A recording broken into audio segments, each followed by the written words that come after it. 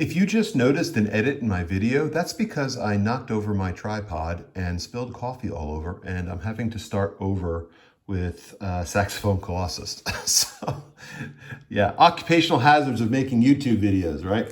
Anyway, so Saxophone Colossus. This is one of the classic Sonny Rollins albums, quartet date.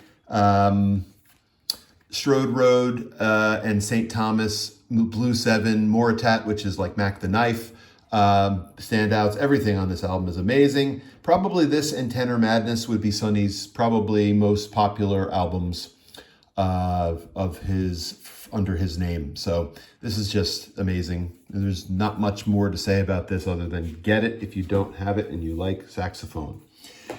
Jazz Samba, or Samba, by Stan Getz and Charlie Byrd.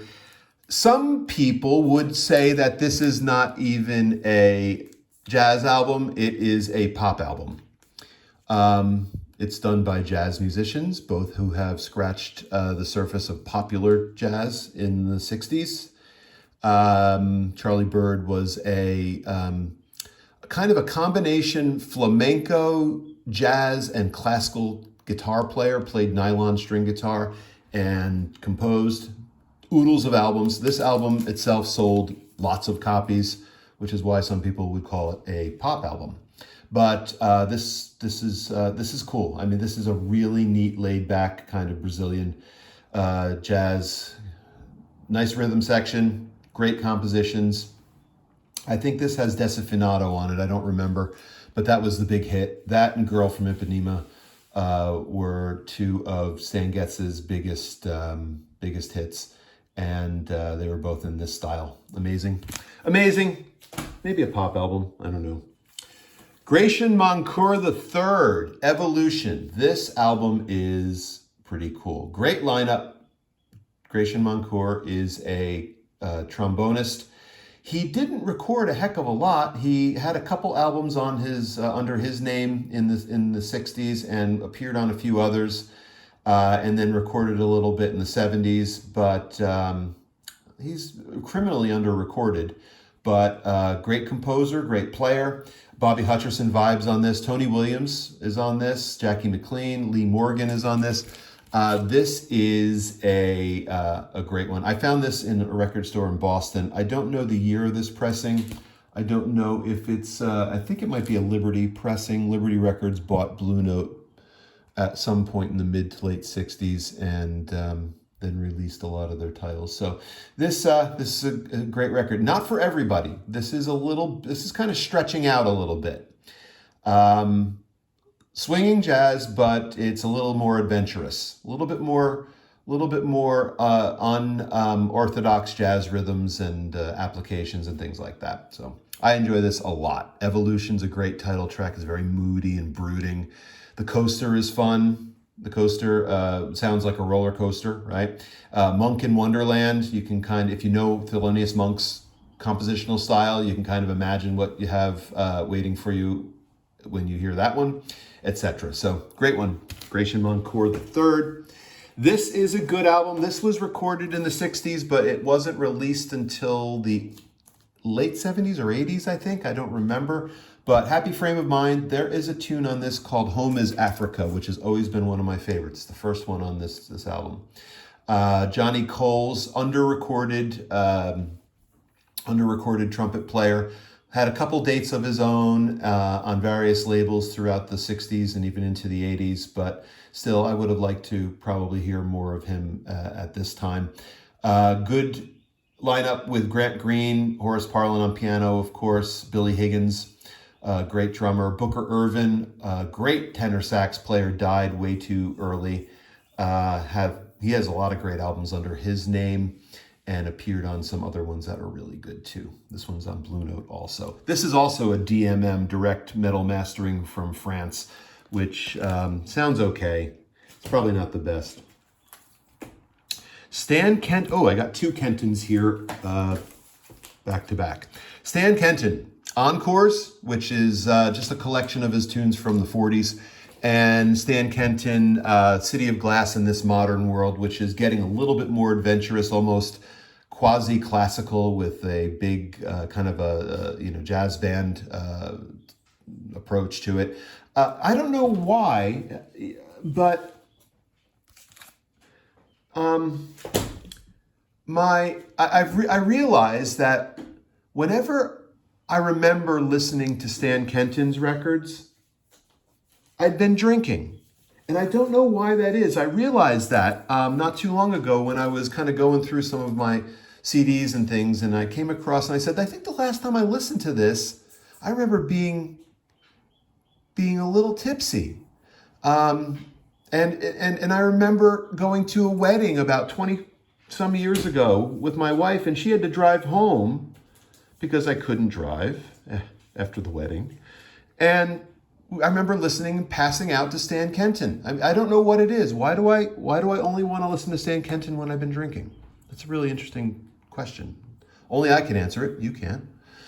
Sonny Rollins, Freedom Suite. There is a lot to this record that has a lot of sociological background in terms of race relations and Sonny's own feelings on race, and I can't even pretend to scratch the surface of how important that is.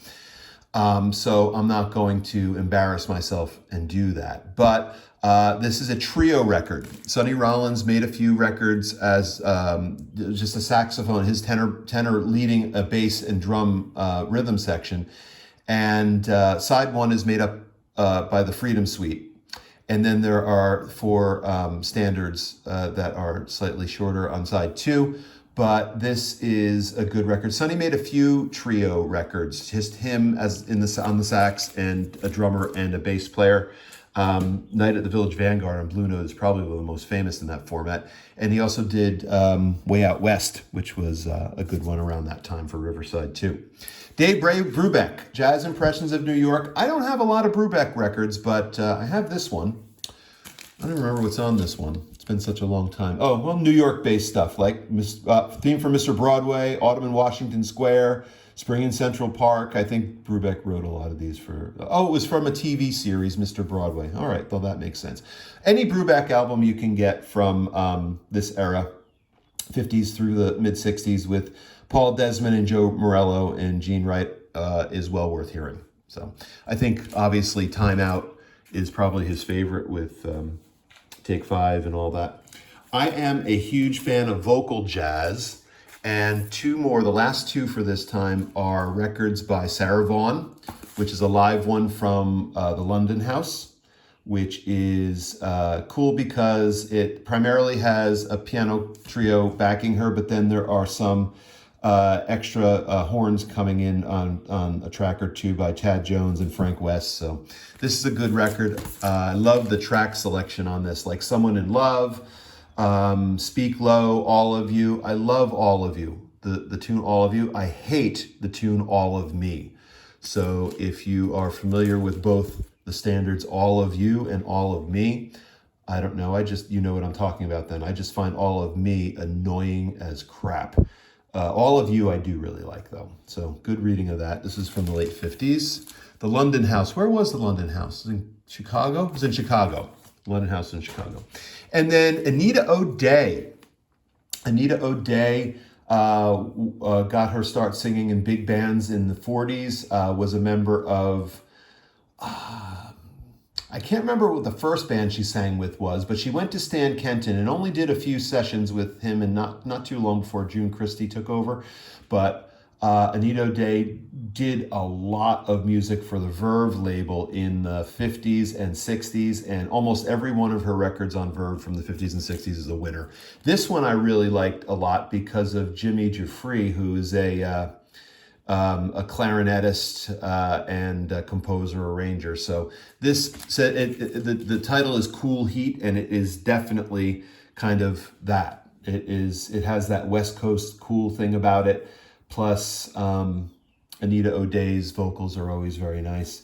Some good selection of tunes on here, which is great. Also, if you can find it, and it's easy to find if you're interested, if you were to search on YouTube for Anita O'Day playing, I think it was the Newport Jazz Festival where she sang Sweet Georgia Brown, That is the most amazing vocal performance I've ever heard, especially of that tune, but almost anything at that time. Anita O'Day singing Sweet Georgia Brown from the Newport Jazz Festival. She's high as shit. She is strung out and high on smack, but she looks elegant. She looks beautiful. Her voice is great. Her mannerisms are great. You probably couldn't tell she was as high as she was. And she sang so beautifully with a percussion background. It was amazing. So that's it for now. We'll do another one of these soon. Thanks for watching, and drop some comments if you care to. Thanks. Bye.